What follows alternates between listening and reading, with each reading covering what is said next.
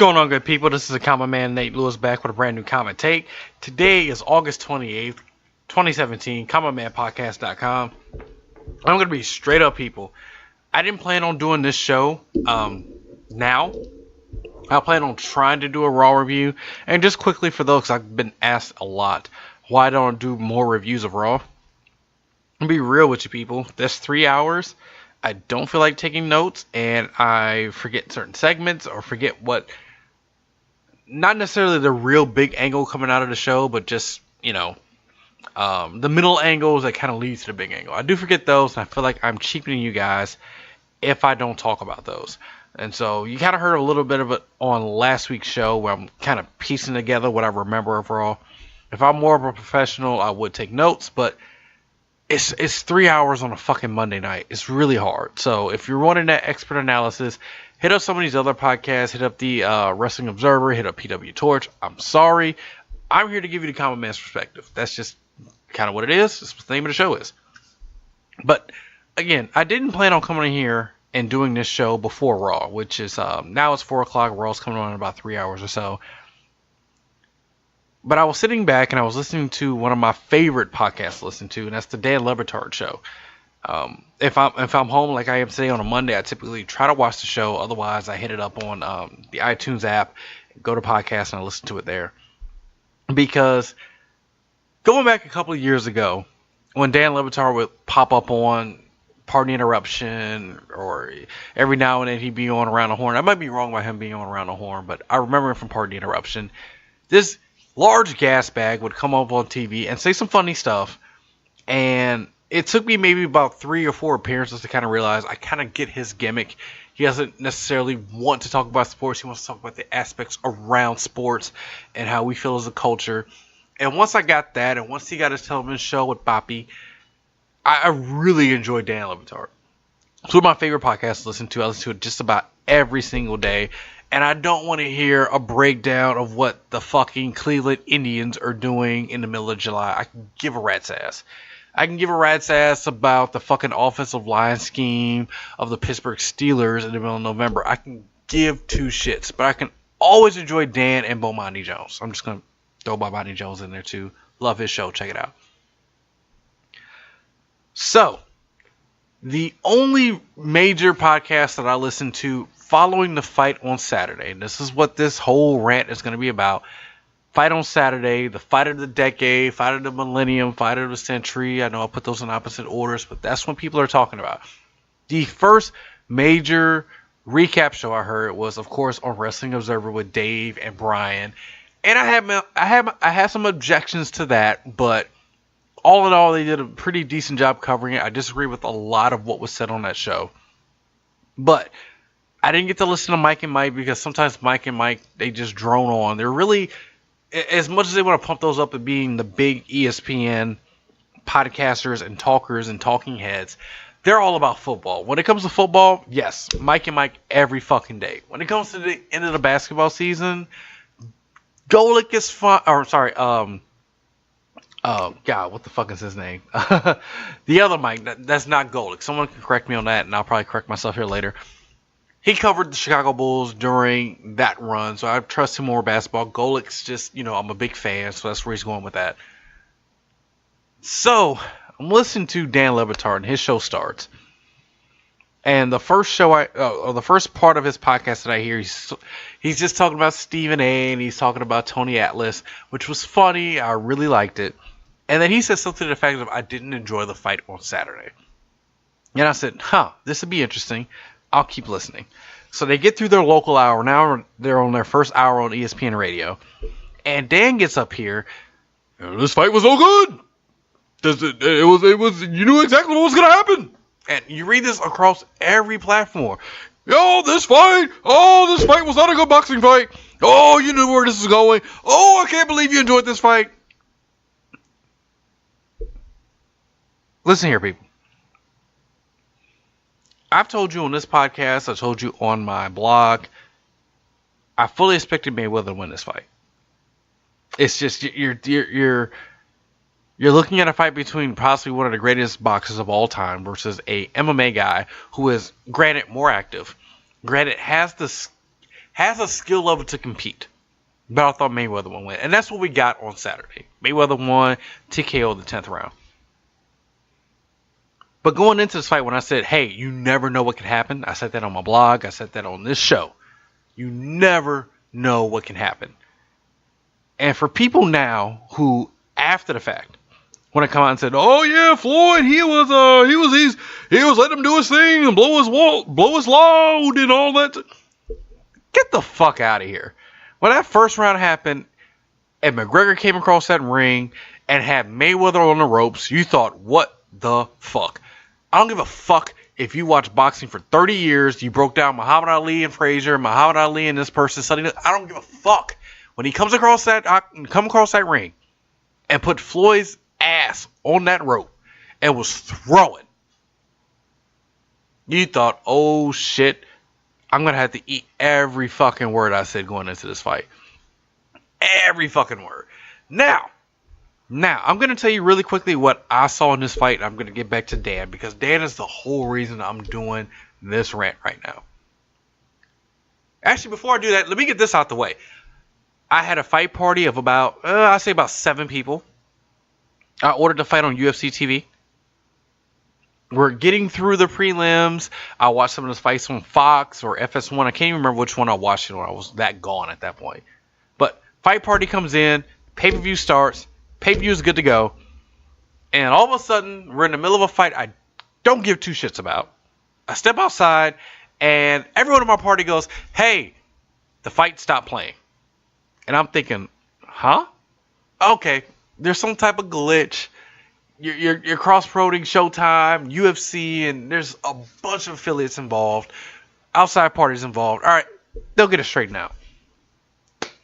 I sat in this front room with all these house guests for fucking 70 fucking minutes.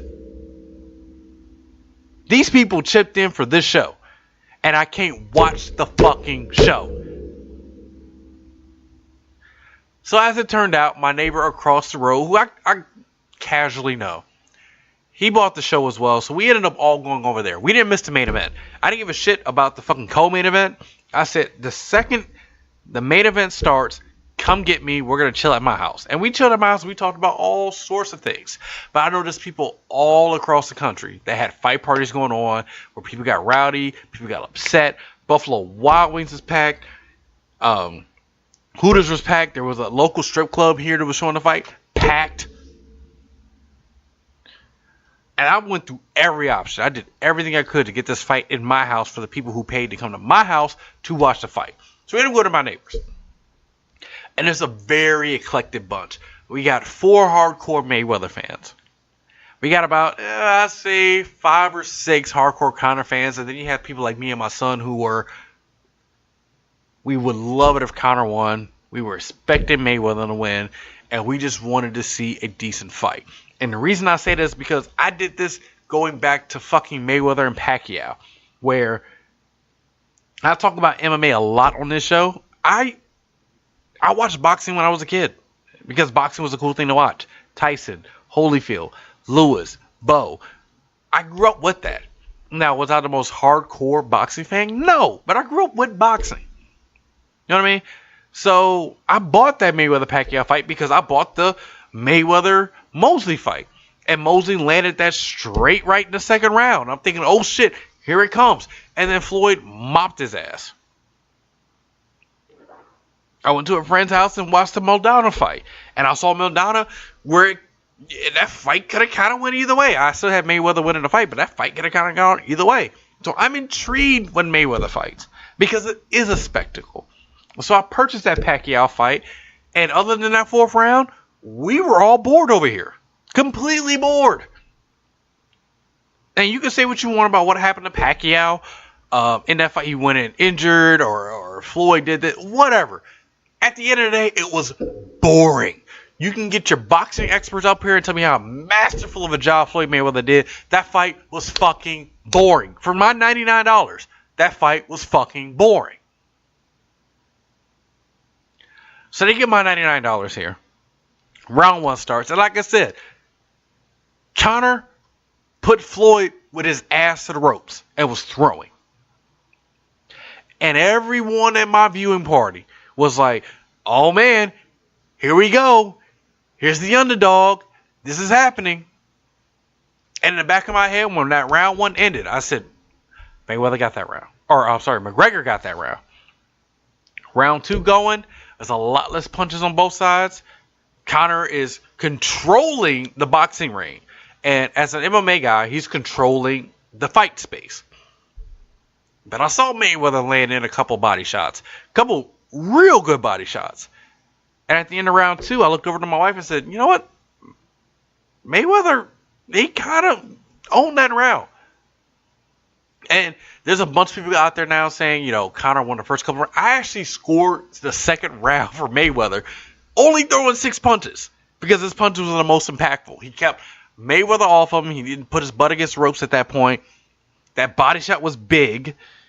And it kind of let him know that, hey, exactly what I saw in the Nate Diaz fight, where the body shots can get to Conor, I saw that in the second round. And I scored that for fucking Mayweather. Rounds 3, rounds 4, easily Conor's. And there are people that will tell you, oh, well, that's because Floyd was sitting back and letting him sap his... Yeah. He sat back and let him soak up his... or blow his load, as we're hearing all over. Blow his load. Here's the problem with that, though. When Ali did that against George Foreman back in 74 in Zaire... Yeah, it's a brilliant strategy. Let the heavy hitter just hit you from the bottom. What if them right hands, what if one of them left hands hits a liver? If it cracks a rib? If one of those uppercuts sneaks in and puts you out? There is always a chance of that happening. So for the people who want to sit there and go, oh, well, Floyd was toying with them for the first 6 rounds. What happens if Conor gets one in there and puts his ass out? What are we talking about today? Now, I said going outside of rounds 2, I thought Floyd won round 2, 3 and 4 were McGregor's also. I saw Floyd become more active towards the end of round 4, and I looked over to my wife, who was sitting right to my right, and I told her, Conor's getting tired. And she looked back at me and had a worried look on her face. She's very much rooting for Conor here. But at the same time, we literally had just rewatched Diaz and McGregor 2, where at the end of round 2, Nate was whooping his ass. Round 3, Nate was whooping that ass. And Conor was clearly tired at the end of 2. He was getting his ass beat in round 3. And he came out in round 4. And I don't know whether Nate got tired or fucking Conor just put it on his ass. But round 4 was clearly a Conor round. I still thought Nate won round 5. I thought he should have won that fight. But at the end, Conor was still moving forward in round 5. He was still throwing bombs in round 5. So while I thought Conor was gassed in round 4, I kept saying, Conor's not going to go down with anything Mayweather throws at him. He won't go down. Which is why I thought when we all sat there and we were talking about who's going to win, people, oh, this fight's going to end in 4, this is going to end in 7. I said it's going to go 12 rounds. I flat out said that. Because there was nothing Mayweather could throw at Conor that would put him on his ass. So we get to round 7. And Floyd's exerting his will. Conor's clearly gassed. Conor to me run round 8. Round 9, get towards the end. You can definitely tell Conor's beyond blown up at this point. And Floyd's imposing his will. And then we get to round 10. And all the pundits want to say, well, oh, Floyd was running out there trying to bet on round 9. Good for him. Good for him. He wasn't planning on Conor to still be throwing at that point.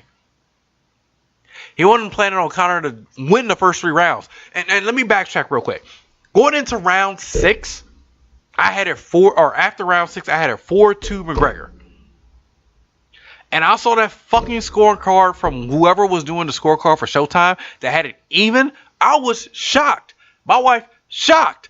The Conor McGregor fans at that party, shocked. And at least one Mayweather supporter was shocked. And I'll say this right before I get to what happened in round 10.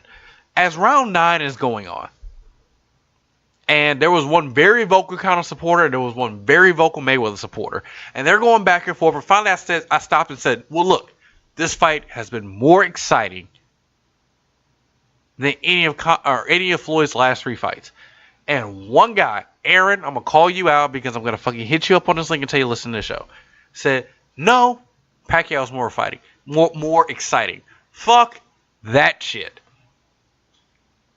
I told you to go back. I hope you've done this. And if you hadn't done this, I'm gonna bury you deep beneath the earth until you watch that. Go back and watch that Pacquiao fight with Mayweather and Pacquiao and tell me how the fuck was that more exciting than this fight. It's the no cell phone challenge. And for anybody listening to this now who said that Mayweather and Pacquiao fight was a better fight than this McGregor-Mayweather fight, this is the no cell phone challenge. You can find anything on YouTube right now. You can find both fights on YouTube. The no cell phone challenge. Put your cell phone down, have no outside distractions, and try to sit there and watch that fucking Mayweather and Pacquiao fight. It's going to be hard because that fight was boring. But you can watch this Mayweather-McGregor fight, and for nothing else, the fucking rabbit punches. For nothing else, you can rewatch that to figure out, and sit there and just laugh at Conor's fucking awkwardness, which I didn't think we would get as much of that kind of flimsy bullshit that we got from McGregor as we did. A lot of that shocked me. And some people are going, well, the ref was too hard on McGregor. Nah, not really. I think some of that was, again, McGregor was fucking exhausted and looking for any little bit of breath he can get. And at some points, the hugging and the holding went on way too long. And I'm like, well, where the fuck is the ref? If I'm dog tired of a fight with you and I grab one so you not hitting me and me not having to bounce around and exert my energy, I'm going to do it until someone tells me to stop. That's on the ref. Anyway, let's hit this 10th round. Conor is clearly gassed at the end of the night. Comes out in round 10. Floyd is moving forward as he had been in the last few rounds. And that's something I told my wife as well. Floyd is moving forward. And Conor is backing up. And I thought, and go back and look at the fight. When you start to see Conor back up for stretches of time, that's when you can tell he's gassed. So he's backing up. Floyd is putting it on his ass. And he hits him with one shot that sends Conor halfway across the ring. And I thought, okay, Conor's got to survive at this point. This is survival. He went for a couple clinches. Floyd is hitting a bunch of grazing shots.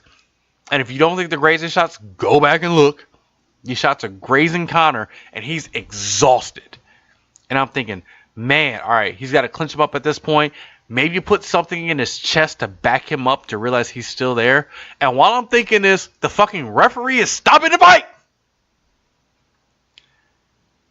And one of the Mayweather fans in the crowd literally jumps up off the couch. Yeah! And I'm like, why is this fight over? Why is this fight over now? And maybe I'm jaded because I'm used to UFC. And I wanted to, and this is actually one of the things I was going to bring up if I did the show later on. There are 2 fights that stuck out to me exactly when this fight was stopped in the 10th round. 2 fights stuck out to me. The first fight that stuck out to me was Terry Martin versus Chris Lieben. If you don't watch MMA, let me explain to you what happened in this fight. These guys went back and forth for about 12 minutes. Just no defense, just fucking throwing hands. And you get to the 3rd round, and Terry Martin is beating the shit out of Chris Lieben. Throws his hands up, he's mocking him. Lieben looked a lot like McGregor in that situation. And Terry Martin throws his hands up, throws 1 or 2 more shots, and Chris Lieben, I don't know whether it was on instinct or he just said, what the fuck are you doing throwing your hands up on me like you just won this fight? And Lieben comes back like a fucking zombie and lays out Terry Martin. They show Lieben's eyes after he gets his knockout. Lieben is not there. He is completely gone. There is no talking to Chris Lieben here. He is out on his feet, but he still knocked Terry Martin's ass the fuck out. It's one of the best fights you can see in the UFC. Hit Fightpass, hit YouTube, go watch that fight. That's the first thing that came to my mind where Conor is not hurt. He's just gassed. And that made me think of my favorite fight of 2015 between Andrei Arlovski and Travis Brown, where these guys decided also, after a couple punches landed, big time punches landed on both sides, fuck it, we're not fucking defending anything. I'm just going to lay this nigga out. And Arlovski is putting some work on Travis Brown. Putting some work. Hit it with a pimp slap. Backhanded pimp slap. Hit Travis Brown. Travis Brown's rocked. Joe Rogan's losing his shit. Goldberg's no longer calling the fight. They're screaming like a bunch of fucknuts. And then all of a sudden, when it looks like Arlovski is got this well in hand and maybe the refs should step in, Travis Brown hits a fucking right hook that puts Arlovski on his ass. And the place went ape shit. And Travis Brown ain't there, yo. Travis Brown is gone at this point. And Arlovski now, sitting on his ass, is gone too.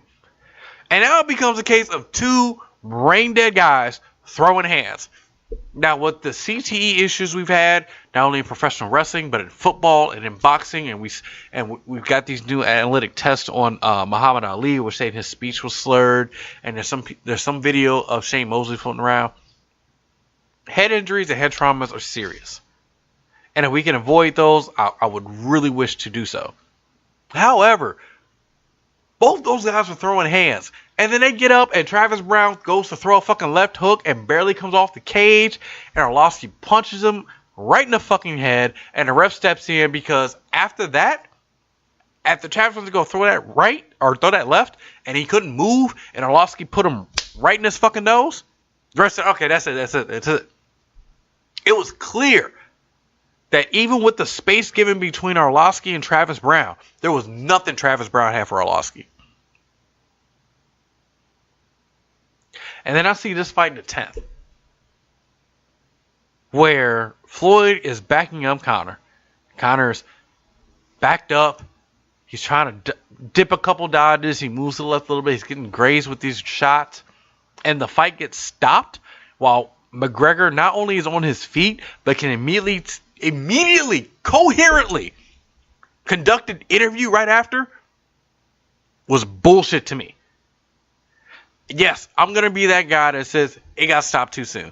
Because when I look at Cormier and DC, which I just saw last month, well, Cormier got his fucking head kicked off and then took about 9 shots too many. And was clearly concussed. Clearly could not get off the mat quick enough. Was clearly emotional because he got knocked out. Impossible concussion in the post-fight interview. You got none of that from Conor. Conor was clear, concise, was able to give credit, was able to say exactly what was going on in his head. That fight gets stopped. So now I'm going back to Dan Le Batard, who wants to be the big fucking gas bag he is. And now I'm always going to be a fan of Dan. I'm going to listen to the show. But to hear Dan go, well, that fight was expected. If you enjoyed that fight, you're an idiot. That wasn't pure boxing. Floyd had it the whole time. Get the fuck out of here. Get the fuck out of here. Go up and down ESPN. Go up and down all these New York Post and USA Today who said it was the greatest farce. Both guys made a shit ton of money. Fuck that. I want to know, outside that one idiot, I'm not sure who he works for, that one idiot who got on Twitter and said round 1 went to Mayweather. Fuck you. You're an idiot. I hope you never cover shit again in your whole fucking life. Give me your job. You fucking suck. I want to know what y'all reactions were after round 1. I want to know what your reaction was when Mayweather's ass was in the fucking ropes and Conor was throwing. Telling me it was a fix. Telling me Mayweather was carrying him. Let one shot get in there and put Mayweather on his knee. And tell me what you thought of that fight and Floyd's strategy. I'm going to tell you exactly what I thought Floyd did, and I thought he did well. We all knew. And if you're a fan of MMA, and I'm sure as much as Floyd likes to dismiss a lot of MMA stuff, I bet you Floyd watched a lot of MMA. And he saw those fights with Nate. And he saw where Conor's cardio was. And he's got a great coaching staff around him. And he knew Conor would gas. I knew Conor would gas. As a UFC fan listening to this right now, you knew Conor would gas. We all knew that. It was getting there. Floyd wasn't not throwing punches to conserve his energy. Floyd was trying to defend and not getting his ass knocked out those first couple rounds. And the constant pressure from McGregor interrupted any offense that Mayweather want to put on him, other than some body shots, which I really do think dipped at the tank of McGregor. Fantastic job by Floyd. But for all you fucking pundits who want to sit here and say it was a farce, who want to say, oh, Mayweather's going to knock him out, you all got proven wrong, and now you're trying to use the result of the fight and what Floyd said after, post-fight, to your advantage. And you all are a bunch of fucking idiots. You all are a bunch of fucking idiots. Stephen A., Tony Atlas, Dan Le Batard, USA Today. Fuck, you all are idiots. And I'm talking to the people on the UG too, by the way. The UG, a community of MMA or combat fighters, but it's mostly MMA. I'm hearing the term carry it a lot. It's not a carry job. It's not a carry job. There was a, oh shit, I'm getting pressed. Let me cover up. Oh shit, the fight's going a couple of rounds. Maybe I can find a way to just wait him out. This wasn't a, I'm going in there and plan on taking a bunch of fucking punches. That's not Floyd. Floyd plans on not getting hit, and he got hit. He got hit. Now, granted, Conor's power that he has in MMA, that's one thing I would agree with every pundit on. Those 8-ounce gloves, when I heard about that, and they said, hey, it's lighter on them, but Conor gets gassed. I thought if Conor did not get this done within the first 5 or 6 rounds, that it would go a decision. Or there's a chance he would tire. And that's what happened. Let's just keep it real. That's exactly what happened. He didn't get it done early. He tried his best to get it done. Floyd did a masterful job absorbing shots and avoiding the big shots. And then at the end, when the whole world knew that Conor was gassed, he pushed forward and ended the fight. Great job. He's fucking 50-0 for a reason. And when the fight was ending and everyone wanted to bicker at my house party, I said, I want everybody to stop. Let's keep it real. This man is now 50-0. That's a fucking accomplishment. And you have to give, no matter how big of a nut hugger you are for MMA, for UFC, for Conor McGregor, the man's 50-0. He knows what he's doing. But my issue is with all these other pundits saying this fight is exactly what we thought. Get the fuck out of here. This fight was rigged to be what it was. Get the fuck out of here. Get the fuck out of here. So that's my rant for today. Not sure if I'm going to keep the Raw review or whatever I remember from Raw on this show, or if I'm just going to upload this one. But if I end it right here, let me just go ahead and do my wrap up, just in case I decide to upload this one. Thank you guys for listening. Check out commonmanpodcast.com. We're also still tracking what's going on with John Jones and the USADA testing. We won't hear anything for a while. We're tracking what happened with the Mayweather-McGregor fight, what that did in sales, what the expected purses might possibly be. We're keeping track of that. And I will be back at some point to discuss Sexy Star and what happened in Triple Mania with her and Rosemary. I have a lot to say about that as well. So stay tuned. I might be back tonight. If not, I'll be back in the next couple of days. Peace and chicken grease.